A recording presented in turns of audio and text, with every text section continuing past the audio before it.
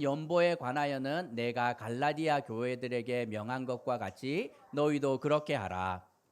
매주 첫날에 너희 각 사람이 수입에 따라 모아두어서 내가 갈 때에 연보를 하지 않게 하라. 내가 이를 때에 너희가 인정한 사람에게 편지를 주어 너희의 은혜를 예루살렘으로 가지고 가게 하리니 만일 나도 가는 것이 합당하면 그들이 나와 함께 가리라. 내가 마게도냐를 지날 터이니 마게도냐를 지난 후에 너희에게 가서 혹 너희와 함께 머물며 겨울을 지낼 듯도 하니 이는 너희가 나를 내가 갈 곳으로 보내어 주게 하려 함이라. 이제는 지나는 길에 너희 보기를 원하지 아니하노니 이는 만일 주께서 허락하시면 얼마 동안 너희와 함께 머물기를 바람이라. 내가 오순절까지 에베소에 머물려 함은 내게 광대하고 유효한 문이 열렸으나 대적하는 자가 많음이라. 디모데가 이르거든 너희는 조심하여 그로 두려움 없이 너희 가운데 있게 하라. 이는 그도 나와 같이 주의 일을 힘쓰는 자임이라. 그러므로 누구든지 그를 멸시하지 말고 평안히 보내어 내게로 오게 하라. 나는 그가 형제들과 함께 오기를 기다리노라.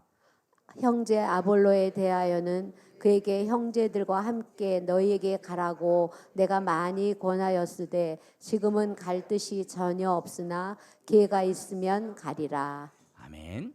예, 시간이 참 빠르죠. 벌써 7월입니다. 저도 이렇게 그 목회 달력에 이 체크를 해 두었는데 제가 깜빡 놓친 거죠. 벌써 이렇게 이 맥주 감사절이 이렇게 빨리 올 줄 몰랐습니다. 맥주 감사절은 이스라엘 민족이 약속의 땅에 들어가서 이제 더 이상 만나가 내리지 않는 그 땅에서 이 첫 번째 추수를 합니다. 밀을 거둘 때까지 오랜 시간이 걸리지만 보리 추수하면서 그들이 이렇게 끼니를 때울 수 있도록 주신 하나님의 은혜를 이렇게 기억하며 감사하는 절기입니다. 우리는 농경 사회가 아니지만 한 해의 반이 지난 시점에서 주님께서 주신 은혜를 기억하며 감사하는 시간이 되었으면 좋겠습니다. 이제 고린도전서 마지막 장인 16장에 도착했습니다. 한번 보고 이제 한 번만 더 보면 고린도전서가 끝납니다. 신앙생활을 처음 하면 질문이 너무 많습니다. 이렇게 왔는데 이렇게 익숙하지 않죠. 기도를 하는데 왜 마칠 때 예수의 이름으로 기도를 해야 되는지, 하나님의 이름으로도 할 수 있고 한데 왜 그렇게 해야 되는지, 아멘은 도대체 무슨 뜻인지, 헌금은 또 어떻게 해야 되며, 교회 안에 이렇게 호칭들이 많습니다. 직장 생활하면 부장 차장 대리 등등 있는데 교회 왔더니 집사, 권사, 권찰 이렇게 있는데 도대체 이게 위계가 어떻게 되는 건지, 나는 왜 그런 걸 안 주는지, 11조를 할 때 이 기준이 세전인지 세후인지도 궁금하고, 그리고 이렇게 막 부모가 11조를 하고 자녀들에게 용돈을 주었는데 그러면 원천징수 되었는데 자녀들은 이게 11조를 또 해야 되면 이중과세가 아닌지, 교회 올 때 정장을 입어야 되는지 청바지도 되는지, 성찬 받을 때 이렇게 잔은 2잔 받으면 안 되는지 이런 거, 포도주 물어보는 분들 실제로 있습니다. 고린도 교회는 처음 신앙생활을 하며 참 좋았지만 궁금한 것이 너무 많았고 거기다 모르는 것도 많았으니 문제 또한 많이 생겼던 교회입니다. 바울은 그들 안에 있었던 문제는 바로잡고 그들이 궁금해하는 모든 질문에 답을 하고 있습니다. 부활이 무엇인지, 사랑은 어떻게 해야 되는지, 하나님 앞에서 올바른 부부 관계와 남녀의 역할이 어떤 것인지, 우상에게 바쳐진 음식을 어떻게 대해야 되고, 은사의 정체는 무엇이며 교회 안에 또 어떻게 사용해야 되는지 하나하나 답을 하고 있습니다. 바울은 오늘 본문에서 마지막 질문에 대한 답과 함께 편지를 마무리하고 있는데, 고린도 교인들의 마지막 질문이 무엇인지 함께 묵상하며 교훈을 얻으려고 합니다. 고린도 교회의 마지막 질문은 1절에서 성도를 위하는 연보에 관한 것이었습니다. 연보는 사전적 의미로 자기의 것을 버려서 남을 돕는 의연금이라는 뜻을 가지고 있습니다. 내 것을 기꺼이 띄어서 남을 돕는 것을 말합니다. 성경에는 헌금과 함께 연보라는 단어 두 가지를 동시에 사용하고 있는데, 헌금이라는 커다란 이 테두리 안에 연보가 들어간다고 생각하면 돼요. 하나님께 드리는 모든 것은 헌금 곧 하나님께 속한 것이 되지만, 이 헌금을 통하여서 교회 안에서 섬기는 자들의 생계와 교회의 유지 보수를 위해서 사용될 뿐만 아니라 그 헌금은 동시에 교회 밖에 있는 사람들, 구제와 교육과 선교를 위해 사용되기도 합니다. 아마 고린도 교회는 이웃 교회에서 하고 있는 모금 운동에 대해서 들었던 것 같아요. 1절에서 보면 갈라디아 교회에서는 이미 연보를 하고 있었고, 갈라디아 교회뿐만 아니라 빌립보, 데살로니가, 베레아 교회 안에서도 이렇게 모금 운동이 진행 중이었는데, 도대체 이 정체가 무엇이며 이걸 어떻게 해야 되는지 바울에게 물어보는 것 같습니다. 이 모금 운동의 정체는 예루살렘 교회를 위한 구제 헌금이었습니다. 당시 예루살렘에는 기근이 들었고, 예루살렘은 경제적으로 사실은 로마의 중심 도시에 비하면 낙후되었던 곳이라 보면 돼요. 뿐만 아니라 예루살렘 교회는 구제에 앞장서는 교회인데, 그 소식을 듣고 주변에서 어려움을 겪고 있는 많은 분들이 찾아와서 이렇게 교회의 도움을 받았습니다. 하지만 기근에다가 재정적인 어려움이 이 예루살렘 교회에 닥치기 시작을 하자 예루살렘 교회는 어려움에 빠집니다. 더 이상 연약한 자를 도울 수 없을 뿐만 아니라 교회 자체가 재정적으로 심각한 어려움에 빠지기 시작을 하는 것이지요. 그래서 바울은 자신이 개척했던 교회들을 향하여 너무 좋은 기회이니 예루살렘 교회를 위한 모금 운동에 동참하라 이렇게 말합니다. 바울은 연보라는 단어를 3절에서 보면 은혜라는 단어로 바꿔서 표현하고 있는데, 그들이 했던 헌금은 단순한 돈이 아니라 하나님의 은혜의 통로가 된다고 말씀하고 있습니다. 사실 예루살렘 교회는 아주 보수적인 교회입니다. 이방인들이 내가 섬기는 그 귀한 하나님을 이방인이 섬긴다, 교회 안에 이방인이 들어온다 하는 것은 이렇게 예루살렘 사람들이 생각을 할 때는 이 불가능한 것이에요. 하지만 하나님께서 오순절 성령을 통해서 억지로 은혜를 경험하게 합니다. 봤더니만 예루살렘 교회에서 사마리아를 지나 땅끝까지 예수님의 복음이 전파되고 그곳에 교회가 세워지고 이방인들이 교회 안에 막 들어오는데, 싫지는 않지만 그렇다고 해서 적극적으로 품어내기에는 이게 마음이 편치 않아요. 일본 가서 선교사님 만나서 이렇게 들어보면 참 귀합니다. 일본 땅에 복음이 선포되었고 거기서 어떻게 은혜가 이렇게 일어나는지 들어보면 참 마음이 따뜻하지만, 한일전만 이렇게 시작되면 마음 한편에 막 불편합니다. 이렇게 그곳에 품어야 되는 사람들은 맞지만 이렇게 막 나오는 외놈들 이 말이 이만큼 차오릅니다. 북한의 선교를 위해서 우리가 열심히 기도하지만 어떤 분은 북한만 생각하면 마음 한쪽에 불편함이 있는 것도 사실입니다. 알고는 있지만 받아들이는 것은 연약한 인간들에게 또 다른 문제인데, 바울은 예루살렘 교회를 누구보다 잘 알고 있었습니다. 그들이 얼마나 보수적인지 잘 알고 있었지만 그들 중심 안에 복음에 여전히 열려있는 마음도 알았기 때문에 지금이야말로 그들을 섬길 수 있는 너무나 좋은 기회이다 이렇게 생각을 하고 이방인들에게 설득을 합니다. 단순히 우리가 너희들 돈 없지 우리는 많아 하고 그것을 보여주는 것이 아니라 이 물질을 통하여서 우리는 예수님을 머리로 하는 한 몸 된 교회입니다. 믿음 안에 이방인도 유대인도 없습니다. 남자와 여자나 남종이나 여종이나 믿음 안에 우리 모두가 하나임이라를 확인할 수 있는 서로에게 너무 좋은 기회가 되기 때문에 이 모금 운동에 동참하라 이렇게 말합니다. 아마도 고린도 교회는 바울에게 물었을 것입니다. 이렇게 모금 금액이 도대체 얼마입니까? 언제까지 얼마를 우리 교회에서 할당하면 됩니까? 이런 거 물었던 것 같아요. 바울이 뭐라고 대답합니까? 할당될 금액 그런 거 없습니다. 2절에서 매주 수입에 따라 헌금을 하면 됩니다 이렇게 말합니다. 수입에 따라라는 말은 많은 사람들은 많이 하고 적게 버는 사람들은 적게 하라 이런 의미가 아니라, 수입에 따라라는 말은 두 가지 의미를 담고 있는데, 개인의 형편에 따라라는 의미와 자원하는 마음으로라는 두 가지 의미가 다 포함되어 있습니다. 헌금의 첫 번째 원리가 무엇입니까? 의무적으로 하는 것이 아니라 자원하는 마음으로 하는 것입니다.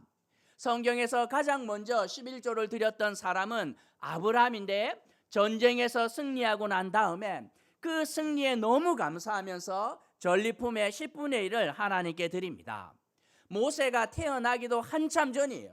모세가 율법을 만들어서 11조 해야 된다 이렇게 말하기 전이었음에도 불구하고 아브라함은 자원하는 마음으로 하나님께 드립니다. 욕심이 많았던 야곱 역시 마찬가지였는데 얼마나 잘 따집니까? 이 하나라도 손해보지 않는 그 야곱이 받은 은혜가 감사하기 때문에 기쁜 마음으로 자원하는 마음으로 하나님께 11조를 드립니다. 자원하는 마음이 있는 사람이라면 누구든지 각자의 형편을 따라 헌금하면 된다 하고 가르칩니다. 만약 고린도 교회가 해야 되는 할당 금액이 있었다면 어떻게 하겠습니까? 고린도 교회 안에 있는 부자들이 나서서 어이 박 집사, 김 집사 와 봐라. 우리 셋이서 3분의 1씩 해서 맞추자. 교회 안에 힘든 분들 많은데 이 우리가 짐을 지면 되지. 이러면서 목사님 우리 셋이 그냥 n분의 1 했습니다 하고 할 수 있지만 이런 방식은 하나님이 원하는 방식이 아니라고 말하고 있어요. 주님께서 예루살렘에 돈이 필요하면 주님이 돈이 없습니까? 세상에 눈먼 돈 끌어다 거기에 몰아줄 수 있지만 주님이 원하는 것은 그런 방식이 아니라는 거예요.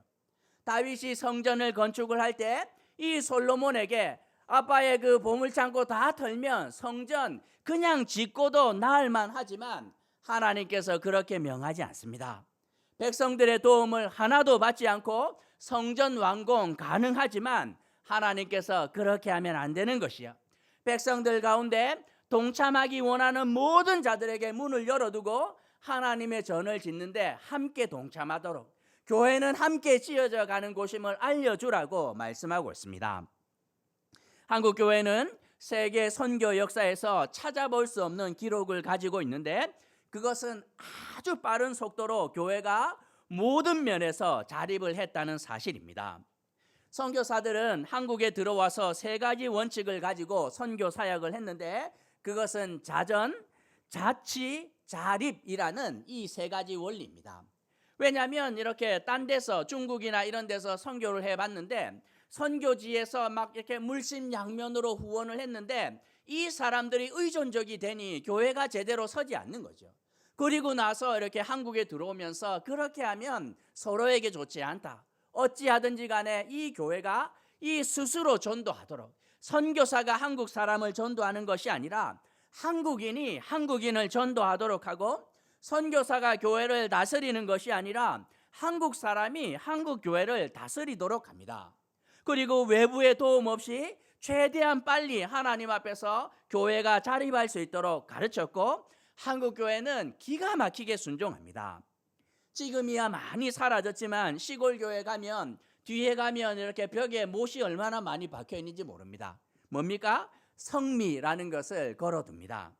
이 어르신들이 이 매일 밥을 지을 때마다 식구 수대로 한 숟갈씩 이 쌀을 퍼서 조그만한 이 자루에다가 담습니다. 일주일을 모으면 꽤 되는데 주일날 교회 올 때 와서 그 뒤에다가 하나씩 걸어 놓았고 그러면 그 성미 거룩한 쌀을 쌀 항아리에 담아서 이렇게 그 성미로 교회 모든 식구들이 먹었습니다. 배고픈 청년들 갈 데 없으면 교회 오면 그 성미 그거 먹고 자랐고 필요하면 그 성미 팔아서 학비도 하고 필요한 길에 요긴하게 사용하였음을 알 수 있습니다. 아무도 시키지 않았는데 신앙 고백이었습니다.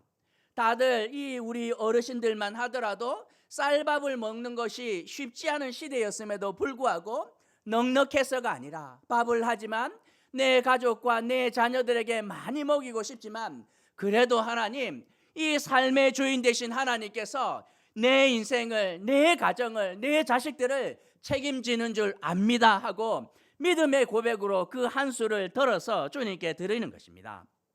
11조는 의무 조항이 아니지만 신실한 성도라면 자발적으로 이 믿음의 일에 동참했고 그 헌신은 항상 은혜의 디딤돌이 되었음을 우리는 기억하고 있습니다. 우리가 예배할 때 찬양과 기도와 설교는 누가 뭐래도 예배의 본질적인 요소라 생각을 하지만 헌금은 이게 본질적인 요소인지 아닌지 의문스럽습니다. 제가 교회 개척을 하니 모든 것을 이제 백지에서 시작을 해야 되는데 그냥 일상적으로 보았던 예배의 순서를 이렇게 제가 교회 개척을 하면서 짜야 되는 거예요. 그러니까 광고를 예배 마치고 할지 예배 속에 넣을지, 헌금을 이렇게 바구니를 돌릴지 아니면 뒤에 헌금함을 두고 예배 전이나 후에 자유롭게 할지, 이게 이제 제가 교회 개척하면서 예배 순서 짜는데 얼마든지 제가 정할 수 있습니다. 하지만 제 마음대로 하면 안 되는 거 아닙니까? 공부를 하고 또 공부를 했는데 결국에는 제가 어떻게 했냐면 헌금 바구니를 돌리기로 결심을 합니다. 어떤 분은 이게 올 때마다 부담이 되는 분들이 있지만, 왜냐하면 그렇게 하는 이유는 헌금은 예배의 본질적인 요소이기 때문에 예배 가운데 제가 일부러 넣었습니다. 선교사들이 열심히 사역을 했지만 오래 사역하지 못했습니다. 왜냐하면 일제강점기가 심각해지면서 이렇게 통치를 위해서 외국에서 들어온 사람들 다 쫓아보냈고, 선교사들이 나가자 한국 교회가 어떻게 됩니까? 하나도 흔들리지 않습니다. 선교사가 가르치고 선교사가 돕고 선교사가 전도했는데도 불구하고 그들이 떠났는데도 이 한국 교회는 전혀 흔들리지 않습니다. 왜 그러하냐면 자원하는 마음으로 하나님께 기꺼이 드리는 자들이 교회 안에 넘쳐났기 때문에 선교사들의 도움 없이 스스로 전도하고 스스로 말씀을 따라 교회를 다스리고 재정적으로 자립하는 교회가 되었기 때문입니다. 바울은 즉흥적으로 헌금하는 것 하지 말라고 말씀하고 있습니다. 2절에서 매주 모아두라고 가르칩니다. 잘 따져보고 하라는 말입니다. 그리고 이렇게 모인 재정을 어떻게 사용하면 됩니까? 최대한 투명하게 사용하라 말하지 않습니다. 3절에서 그 헌금을 바울에게 보내는 것이 아니라 너희가 인정한 사람에게 맡기라고, 셈에 능한 사람이 아니라 믿음 안에서 인정된 사람에게 맡기라 말합니다. 교회 재정 개수 다 하면, 저쪽 방에서 개수하면 누구에게 옵니까? 저한테 오는 건 아닙니다. 저는 목사님 봉투 받던데요. 빈 봉투입니다. 빈 봉투. 감사 제목이 적혀있는 기도만 하라고, 그것만 제가 받아요. 저는 확인할 수도 없습니다. 공인인증서 저에게 있지도 않아요. 확인하고 싶지도 않고 교회 안에서 정말 지혜롭게 그 헌금을 집행할 수 있는 분들에게 맡기라 이렇게 말합니다. 무조건 투명하게 하는 거 저는 원하지도 않고 하나님께서 기대하는 방법도 아닙니다. 교회 재정을 사용할 때 참 지혜가 필요한데, 교회 재정은 왼손이 하는 것을 오른손이 모르게 해야 될 때가 얼마나 많은지 몰라요. 은밀하지만 섬세하게 섬겨야 될 때가 많은데, 그러니 교회 안에서 인정된 사람들을 통하여서 지혜롭게 그것을 집행하라고 바울은 가르치고 있습니다. 바울이 열심히, 그들이 먼저 질문하지 않았습니까? 목사님, 그 모금 프로젝트 뭡니까? 어떻게 해야 됩니까? 질문을 했고, 바울이 그 질문에 대해서 어떻게 해야 되는지, 어떤 목적이 있고 유익이 있는지 이렇게 가르쳤습니다. 그랬더니 고린도 교회가 어떻게 했을 것 같아요? 은혜롭게, 목사님, 그러면 매주 우리가 모아서 인정된 사람의 손에 붙여서 목사님 편에 이렇게 예루살렘에 보내겠습니다 했을 것 같아요? 어림없습니다. 듣고도 순종하지 않습니다. 제대로 헌금한 사람 아무도 없었습니다. 왜? 가장 늦게 회개하는 것이 우리의 지갑이기 때문이에요. 마음문은 열려도 지갑이 열리는 데는 더 오랜 시간이 걸립니다. 지갑이 열렸다 하면 전 인격이 열린 것이나 마찬가지라 생각하면 돼요. 제가 전도사 시절 주일학교 학생들을 섬겼는데 너무 힘들었습니다.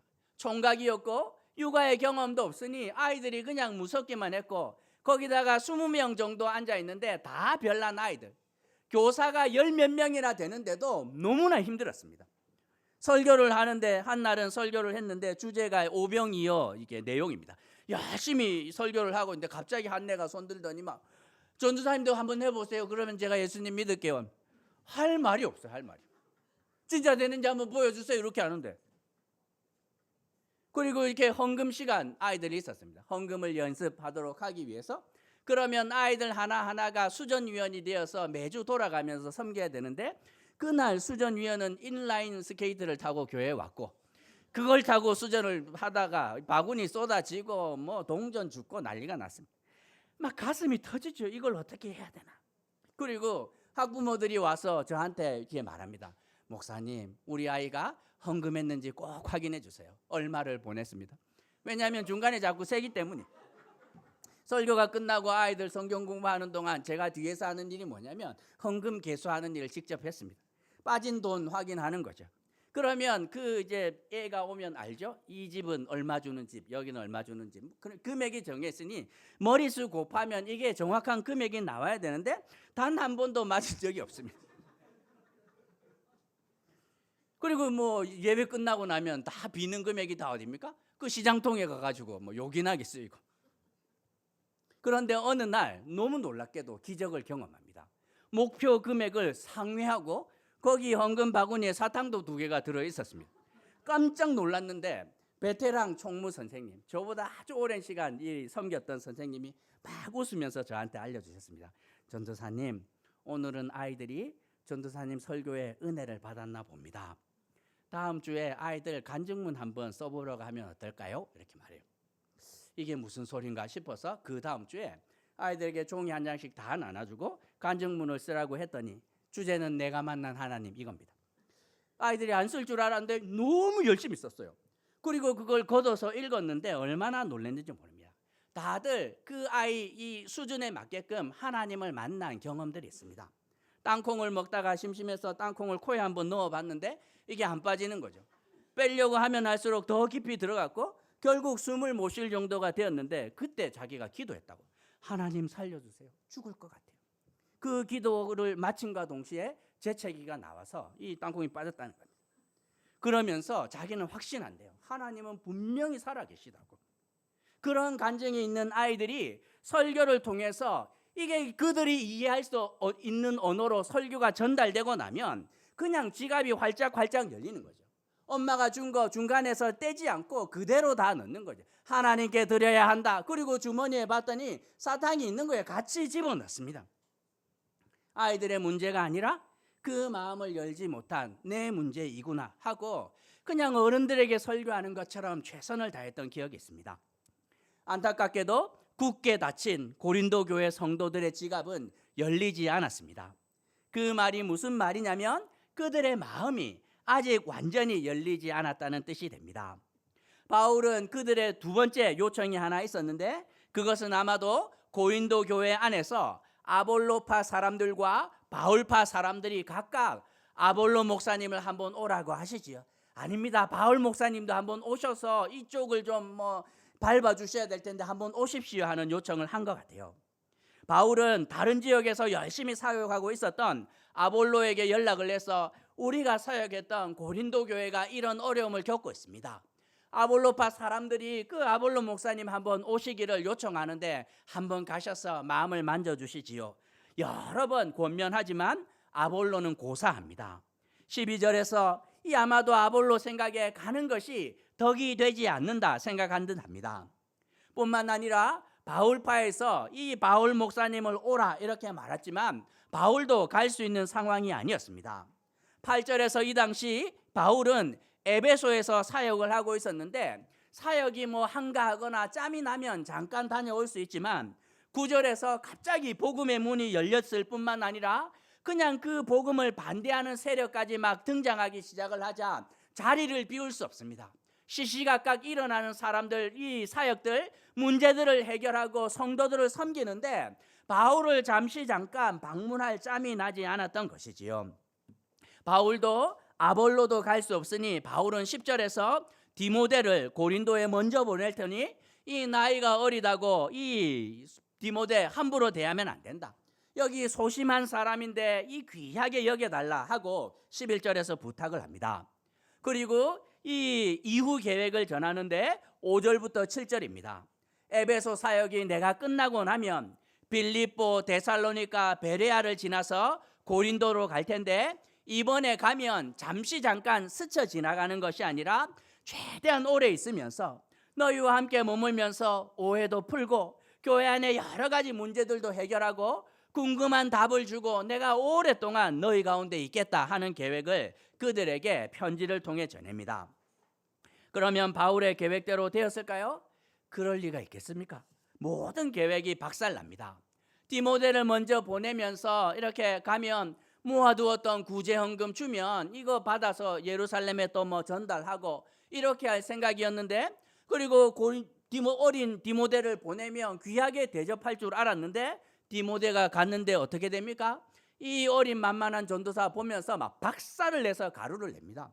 구제헌금 그게 어디 있습니까?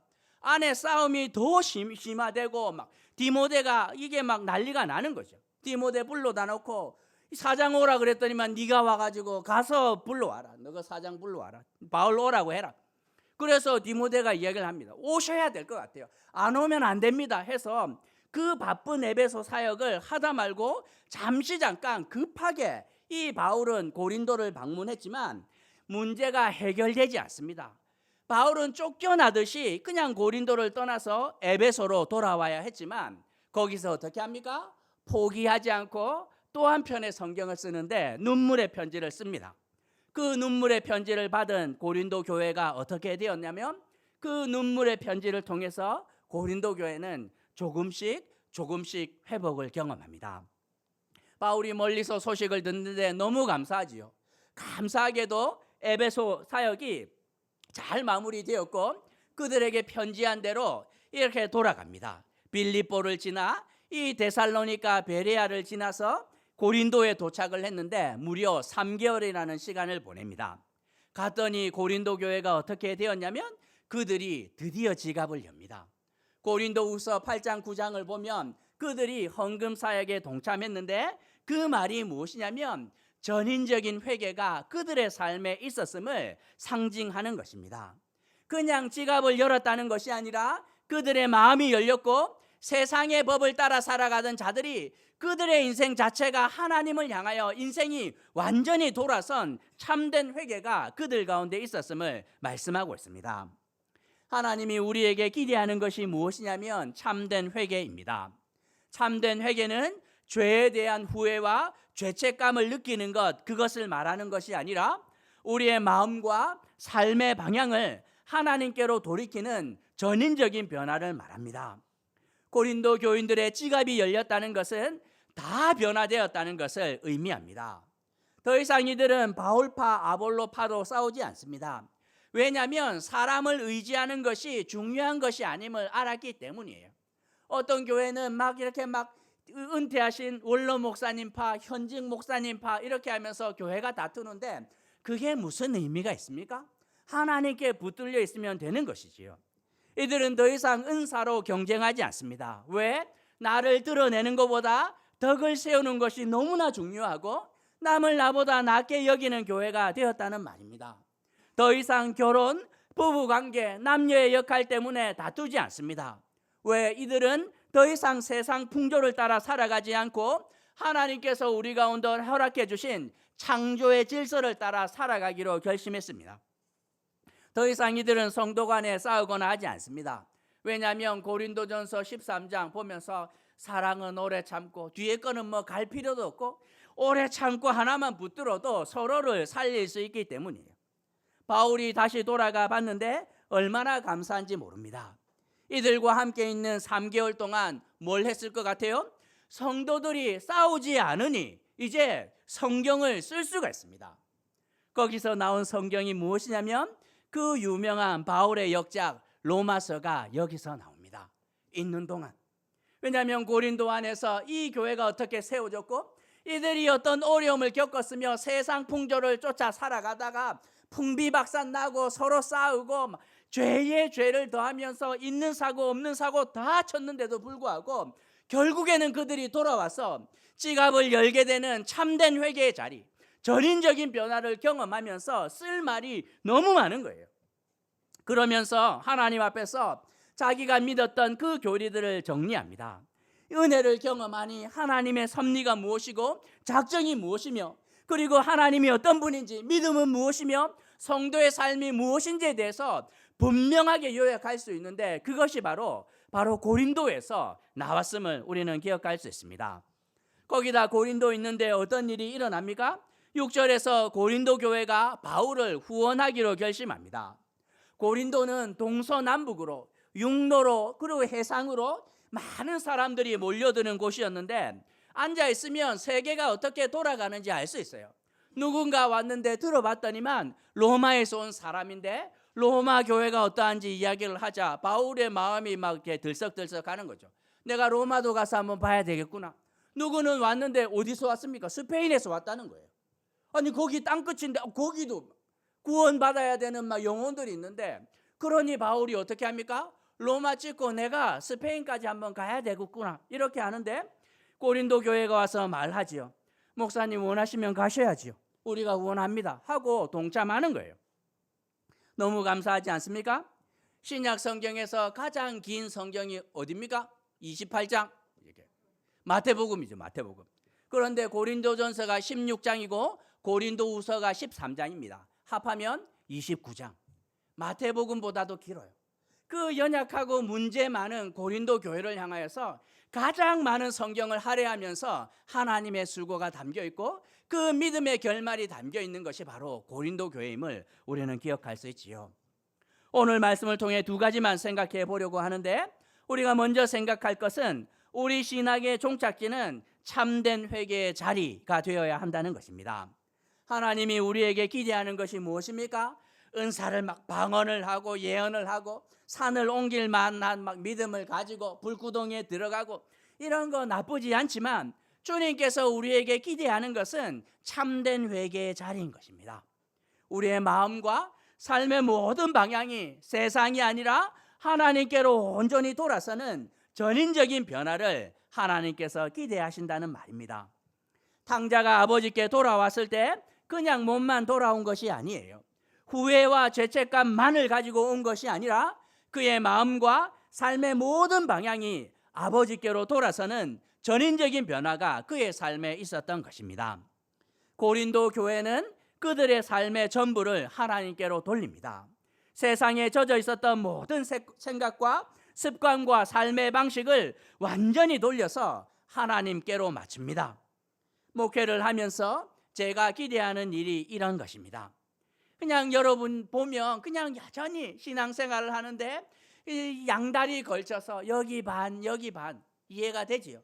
왜냐하면 가보면 세상의 많은 유혹들이 우리의 마음을 들썩들썩하게 하고, 때로는 거기 갔다가 주일날 오면 여기인 것 같고 또 나가보면 또 저기가 맞는 것 같은데 왔다 갔다 하지만, 그런 시행착오를 겪으며 하나하나 오답을 지우게 됩니다. 믿었던 친구에게 사기당하면서 친구 X, 직장에 충성했는데 결국에는 병들니까 회사에서 퇴직금 주고 나가라 그러니까 직장도 아니고, 결국에는 오답 하나하나를 지워가면서 남는 것이 무엇입니까? 하나님만이 내 인생을 책임지구나 하고 돌리는 거예요. 여러분 성경 공부하시는 동안 제가 2층에서 아이들하고 놀고 있지 않습니까? 제가 또 이제 테스트 늘 합니다. 윤희, 유주, 은성이 이런 애들, 막 꼬맹이, 뭘 모르는 애들 가운데 사탕 먹고 있으면 목사님도 한 개 줘 이렇게 하면 갑자기 애들이 이렇게 전부를 달라고 하는데 이걸 어떻게 해야 되나, 막 사탕을 들고 막 부들부들 떨다가 너무 힘들어요. 그리고 사탕을 주기는 주는데 새 거는 안 주고 먹던 거 자 이렇게. 그러면 제가 확인하죠. 너는 합격이야. 전부를 주었기 때문에. 지갑이 상징하는 것이 무엇입니까? 전부를 드리는 거예요. 하나님, 제가 가진 전부를 드립니다. 그 고백은 더 이상 세상을 쫓아 살아가는 것이 아니라 삶의 모든 방향이 당신께로.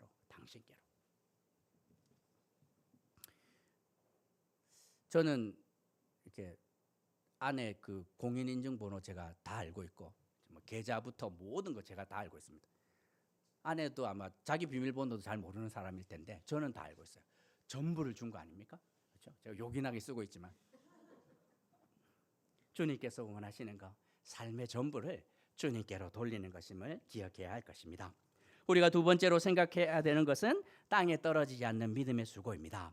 바울은 고린도에서 1년 반을, 무려 1년 반을 사역했습니다. 빌립보, 데살로니가, 베레아, 갈라디아 이런 교회는 짧으면 거의 3주 하고 떠나야 됐는데 거기에 교회가 세워져요. 길어야 몇 달이 전부인데 고린도 교회에서는 무려 8개월입니다. 8개월, 1년 반을 사역을 해요. 거기다 섬긴 사람들은 드림팀입니다. 가면 뭐 디모데, 바울, 디모데 한 2명 뭐 이렇게 많아야 3명 전도인데도 불구하고 고린도 교회에서는 1년 8개월 동안 바울과 디모데, 실라, 브리스길라와 아굴라, 나중에 아볼로까지 거의 드림팀이 와서 고린도 교회를 가르치고 섬겼습니다. 그런데도 불구하고 고린도 교회는 교회가 칠 수 있는 사고란 사고는 다 쳤다고 보면 됩니다. 주변에서 다들 한 소리 하지요. 목사님, 고린도 교회는 성령님이 와도 못 고칩니다. 그거 그냥 목사님 할 만큼 했으니 차라리 그 시간에 다른 교회 세우는 것이 훨씬 더 빠르고 이 생산적입니다. 하지만 바울은 포기하지 않습니다. 무려 4통의 편지를 썼고 여러 번 방문해서 욕을 먹는 정도가 아니라 쫓겨나기까지 하지만 믿음의 수고를 포기하지 않습니다. 선을 행하되 낙심하지 않으면 거두기 때문에 결국에는 그는 끝까지 믿음의 결말을 볼 때까지 수고합니다. 그리고 고린도 교회가 하나님이 원하시는 참된 회개의 자리로 돌아오는 것 직접 눈으로 목도하지요. 우리 교회 주일학교 가면 교사들 보면 드림팀입니다. 이렇게 청소년부부터 시작을 해서 보면 주일학교 청소년부 보면 전현직 교육 전문가들, 선생님의 교수까지 다 박사학위 가진 분들, 세범 집사님 박사인 거 모르시죠, 여러분? 이렇게 다 막 발에 채입니다. 전형직 그 초등교사들 그냥 널려 있어요. 교사 대 학생 비율이 거의 1대1입니다. 1대1. 맨투맨으로 이렇게 하는데도 불구하고 어디 내놓아도 부족함이 없는 분들인데 그런데도 이 아이들이 변하지 않는 것 같아요. 작년부는 그래도 우리 황 목사님이랑 저랑 유학파 아닙니까? 유학파. 23년의 그 캠퍼스 사역의 경력을 갖고 계시고 어디 내놓아도 그렇게 부끄럽지는 않은 목사들인데도 불구하고 둘이서 최선을 다해 애를 쓰는데도 이게 잘하는지 안 잘하는지 모릅니다. 이렇게 물을 주는데도 싹이 나지 않는 것 같고 죽은 것은 아닌가 이렇게 그냥 파보고 싶은 심정인데 하지만 포기하지 않고 믿음의 길을 가려고 합니다. 왜 그러하냐면 그 믿음의 수고 끝에 반드시 주님께서 열매를 주시기 때문입니다. 목사만 가면 안 되지요. 여러분도 동참하셔야 됩니다. 믿음의 수고 절대로 끝나지 않는다. 내 남편을 위하여, 내 가정을 위하여, 내 자녀들을 위해서 내가 낙심하지 않고 끝까지 가서 믿음의 결말을 내가 보고야 만다. 작심하셔야 하는 것입니다. 그 길 끝에 무엇이 있습니까? 이 고린도 교회를 통하여 바울이 보았던 것처럼 결국 하나님이 이루시구나. 우리 믿음의 수고에 하나님의 은혜를 더하시면서 그 수고 하나하나가 땅에 떨어지지 않도록 하는구나. 하나님이 결국 그냥 잠깐 복을 주는 것을 넘어서 우리로 하여금 하나님의 자녀로 거듭나게 하고 죄의 자녀, 어둠의 자녀가 아니라 빛의 자녀로 우리의 인생을 통째로 변화시키는 그 놀라운 은혜를 주시는구나. 내가 지갑을 열어 후히 드렸더니 하나님께서 내 삶의 모든 주인이 되어서 모든 면에서 넘치도록 채워주시는 것 경험하는 은혜가 우리 가운데 오고 있다 약속하고 있습니다. 여러분의 수고 땅에 떨어지지 않습니다. 낙심하지 않고 우리 모두가 그 믿음의 자리 가운데 함께 나아갈 수 있기를 주님의 이름으로 도전하는 것입니다. 우리 말씀 생각하시면서 함께 기도할까요?